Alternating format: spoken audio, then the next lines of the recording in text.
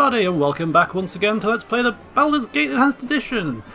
In the last session we explored Beregost, went into some of the inns, taverns and also the smithy, and then undertook a couple of quests which involved attacking 3 innocent victims in the middle of the street, relieving them of some gems and some potions, and the second one was pest control. We took care of the spider infestation in Landrin's property. So we are going to head back to the Friendly Arm Inn very shortly, but before we do, there's a couple more things that we need to finish up here in Beregost. You right. And Godan's going to get those done on his own, pretty much. Starting off with selling a boatload of gems here at the Fell Posts Inn. You want some whiskey? A spot of lunch at the Fell Posts. The party of 6 take the time to sit down in the cosy inn and decide to sample its delicacies for lunch. Cheese and cucumber buns all round? Not quite. Godan took one bite of his and spat it back on the plate, whilst Imoen didn't even entertain the idea. Still a little shaken from her foray into Landrin's abode, she steadies herself with the aid of some of the barkeep's special stock. Cormier's mint wine. Whilst the rest of the group enjoy their chosen refreshments, Godan decides to sell some of the gems to the barkeep and then heads back into the town to finish off some business.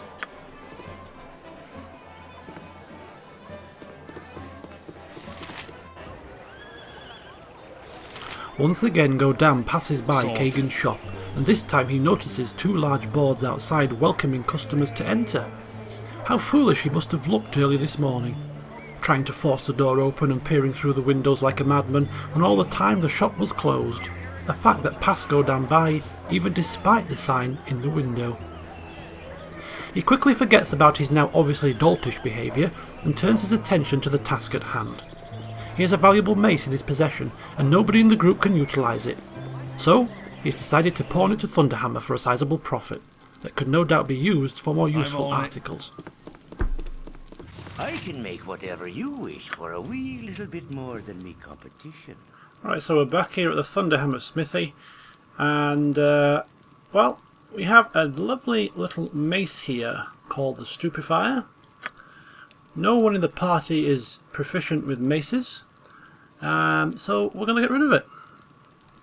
750 gold pieces is not to be snuffed at, and we could certainly use more useful items with some of the spoils from this little sale.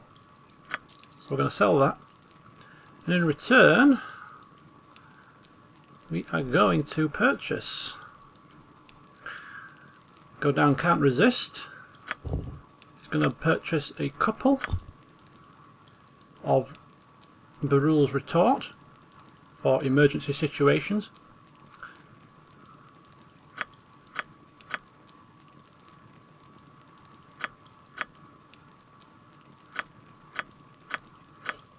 He is also going to purchase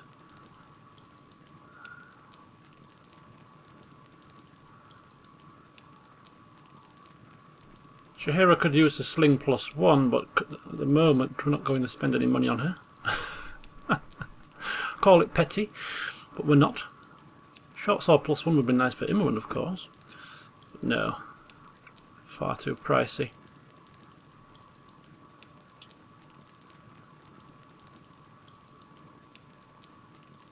I think he might stretch to a couple of large shields.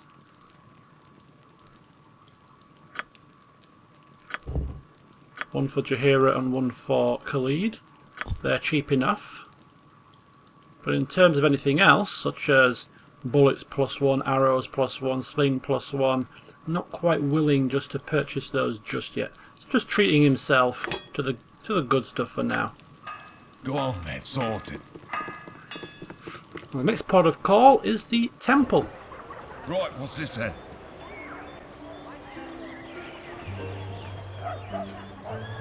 You must gather your party before venturing forth. We must gather our party, apparently. Well, isn't that something else? Right.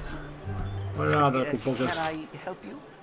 Something Yes, nature. You're a queer fellow. I'll do my best. Sat there having their dinner.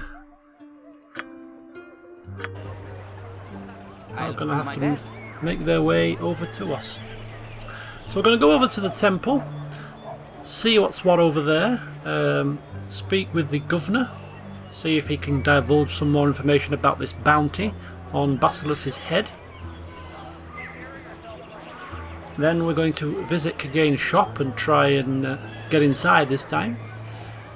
And then we're going to head back to the Friendly Arm. I imagine this session might be a little bit shorter than the usual sort of 40 minutes to an hour, just because there's not really a great deal for us to do. But we'll see how it goes. Spit it out. Sorted. Thanks for joining me, guys. So here it is. This is the Song of the Morning Temple, just to the east of the town.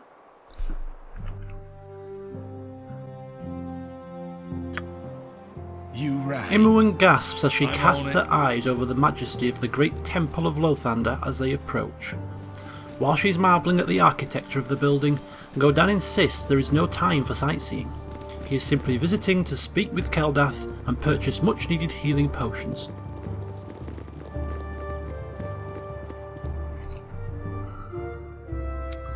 So there is actually, it's actually quite a large map just to say there's a temple here. I imagine there's probably a few more bits to it, but we'll go inside first.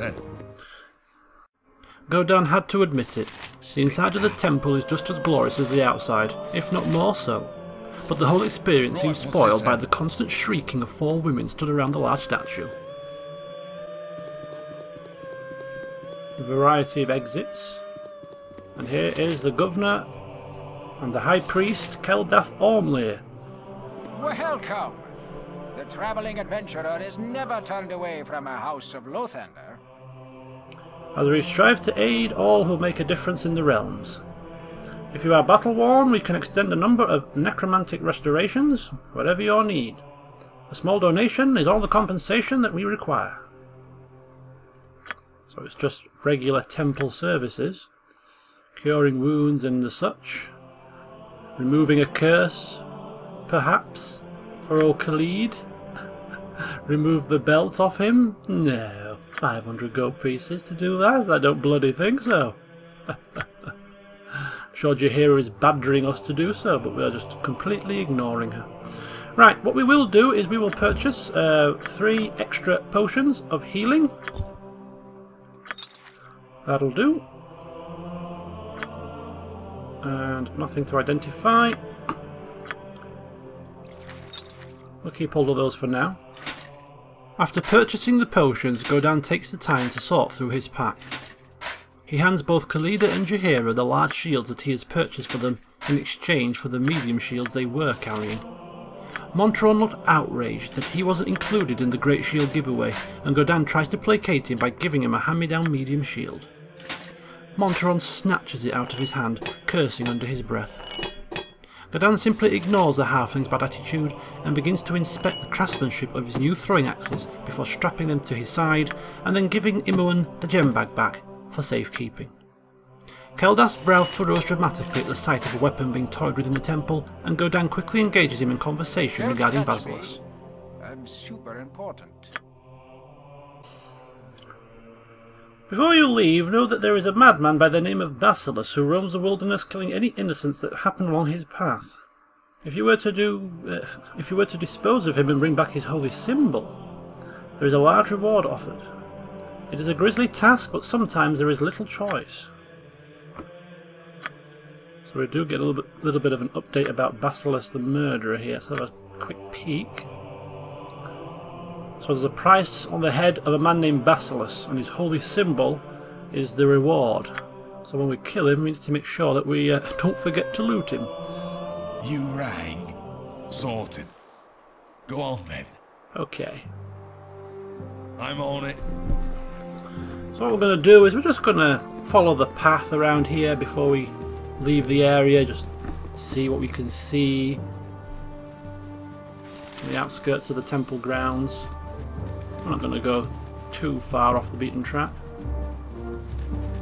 Just intrigued as to what surrounds this great temple.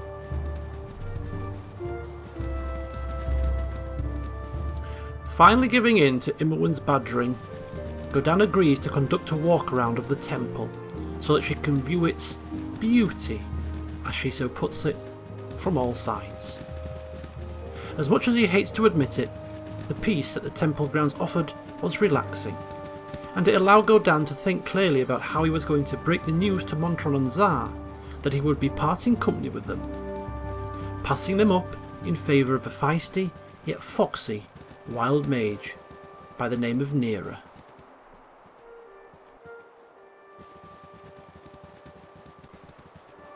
The vestibule.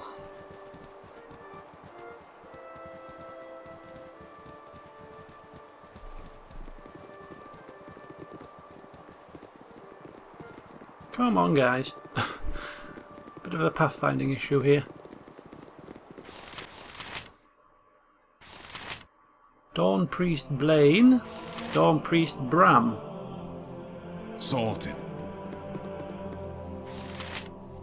Hello? We should get doors. They swipe the chairs. Nice floor, though. Alright. Mizar. Hey,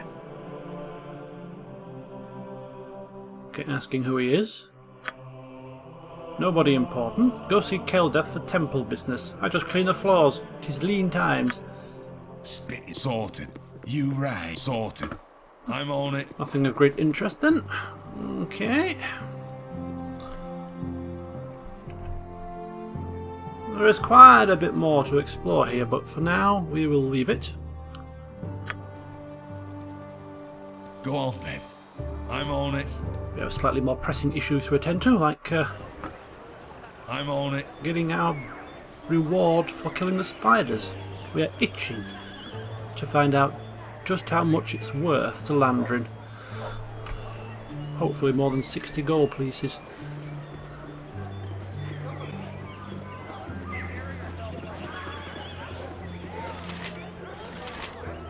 Spit it out. Sorted. Yes, sir. You're no better than Miss Silky. I will catch up with you someday. Mark my words.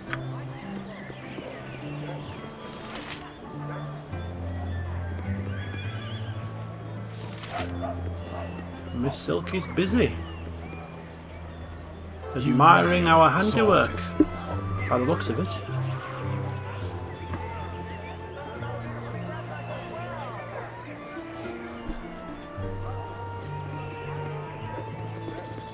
Okay, so this time what we're going to do is hopefully get inside this shop.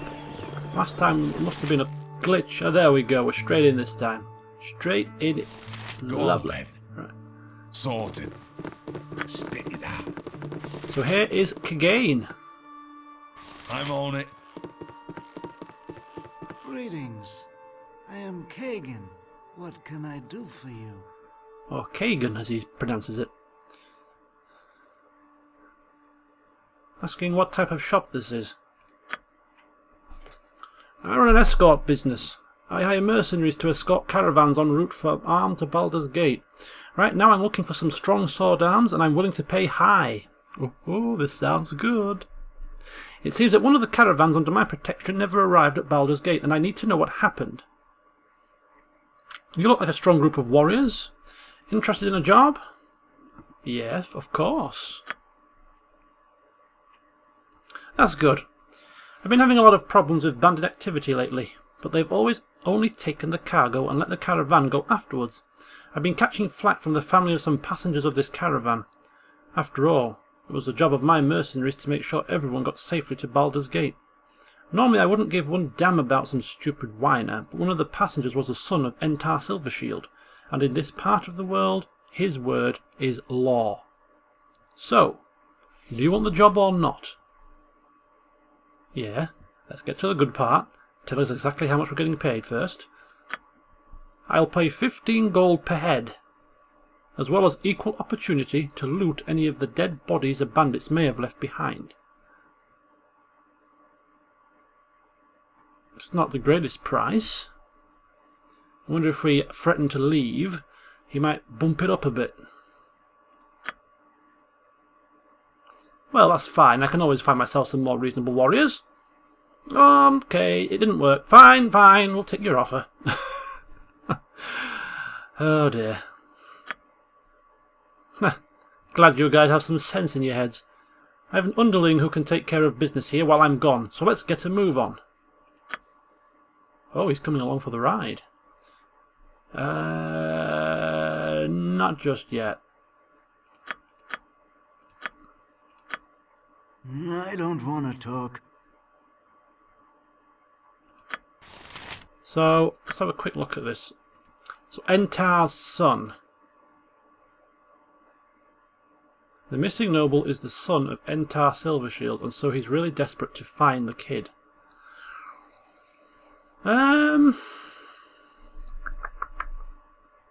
If this is near the crashed caravan, we've passed the crashed caravan and we stumbled across a child, but we spoke with the child walked off. Now is that going to influence this quest? I don't know.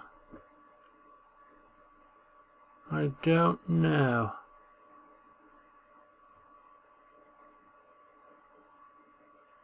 Do we need Kagane in the party to speak with the child? You right. I'm on it.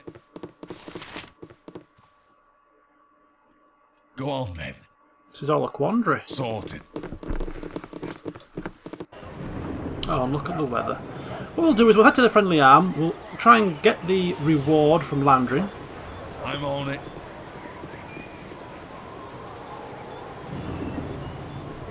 And then once we have sorted our affairs up there, we will come back here and hire Kagane on. But in the meantime, whilst we're heading back to the Friendly Arm, we'll just swing by those caravans again, those broken caravans, just to double check there's nobody loitering there.